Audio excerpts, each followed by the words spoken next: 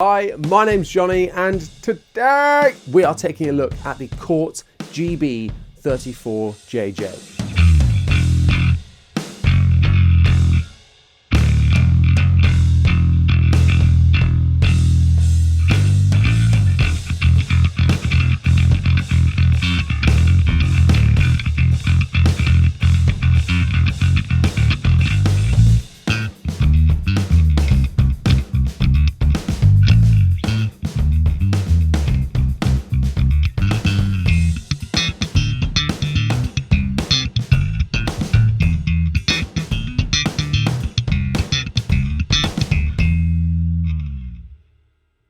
My first experience with the company was back in secondary school, in the array of terrible guitars that they had.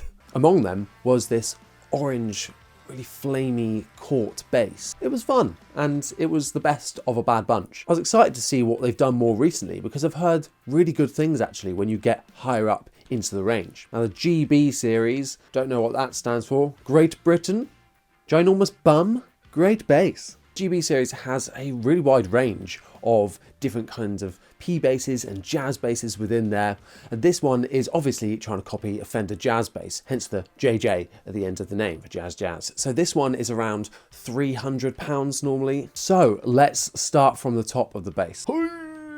So the body is made of poplar, nice and lightweight. It is a bit neck heavy, but you don't really get that neck dive issue that you often get when the body is a bit lighter. So up at the top, we have got some unknown brand standard kind of machine heads. I don't think these are very good. I think when I was playing the demo, I was checking the tuning throughout and it was slowly slipping. I do play quite aggressively. Maybe if you're playing quite softly or playing with your thumb or something like that, you might not get that issue. But certainly if you're wanting to do something a bit more aggressive with this bass, then you might want to look at upgrading those machine heads. But for this price range, I'm not too unhappy with those. So the neck is a really slim kind of modern C shape. It is the slimmest neck and basses that I own. Compared to my Schecter jazz bass and my Stingray, this has the slimmest neck by far, and it was immediately noticeable when I unboxed it as well that wow, that is really good. And the fret job going up is impeccable. There's no sparring frets or anything like that. It is unfinished, and I will say it does feel a bit cheap up around the headstock. There's no rough edges, but you can tell that it's not a high-end instrument. I didn't really have any issues getting up and down the fretboard. It does feel like a bit of a cheaper bass, but not in a way that's too detrimental to the playing. You get used to it. I hope that made sense. Probably not. So next up, let's talk about the fretboard. It's not rosewood, it is Jatoba. When I first got the bass, it felt really dry. The standard strings that came on it weren't doing it for me. They felt a bit cheap, a bit too jagged almost. Drying out my hands. It was really not a nice playing experience.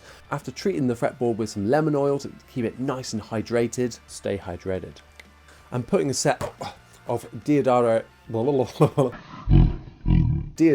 Pro Steels on there. It felt a lot nicer and don't have any of those issues anymore. Let's talk about the hardware now. The bridge, it's the same story with all of these affordable basses. They just put the vintage cheap style bridge and it does the job. I have not really any issues with it. So the bridge, fine. Moving on, you would have seen in my unboxing that when I opened it, I thought this bass was really light, and it is. I don't know the exact weight because I don't have some scales to do it, and it can't seem to see it anywhere online. I'll put it on the screen if I find it.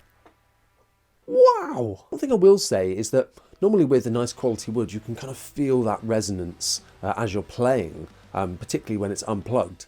But for this bass, you don't really get that feeling. I feel like it's not resonating through that poplar too well, but it sounds great. And that takes me on to the pickups and the 2-band active preamp that we've got on board. So our control set, we've got a master volume, a pickup blend, and then a 2-band EQ of bass and treble. Now the blend and all of the EQ knobs have little notches in the middle, so they can tell you when they're flat or set in the middle, obviously. And they feel like nice quality knobs, and there's nothing better than a good quality knob.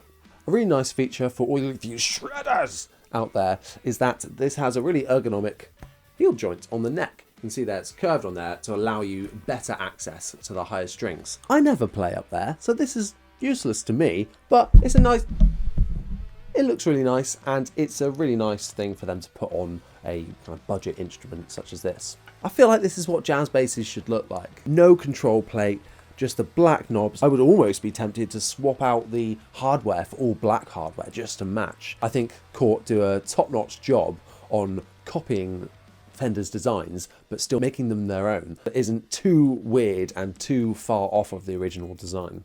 This bass in particular is made in Indonesia, and out of that factory from Cort comes a lot of other brands as well, so I'm led to believe. Let me know in the comment section down below if I'm not right about this, or if you know even more about what other brands come out of the Cort factory, because I heard that they actually help manufacture a lot of other brands, making Cort a really big sleeper brand, because actually they've got such a wealth of experience in manufacturing these more affordable guitars. I hope that makes sense. Don't know, don't care. Now let's take a listen to how the bass sounds.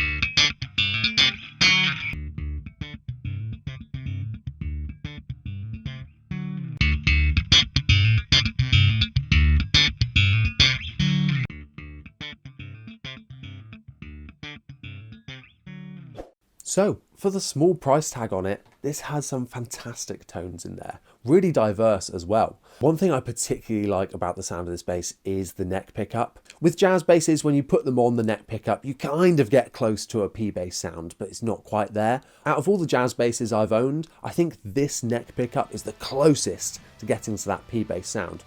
So if you're looking for an all-rounder, this is fantastic. Bridge single coils are never for me, not a huge fan, but this one does really well at that too, if that's what you're into. One thing I would say is that despite having a 2-band active preamp, this bass is quite low output. It's not that hot, which I do like, but I'm having to really crank the volume in Logic and on the HX Stomp in order to get it up to the level it needs to be. Compared to some of my passive basses I've got, the volume, even though it's on full volume, is actually really low. And the battery's got full power as well, so I don't know, just a low output bass.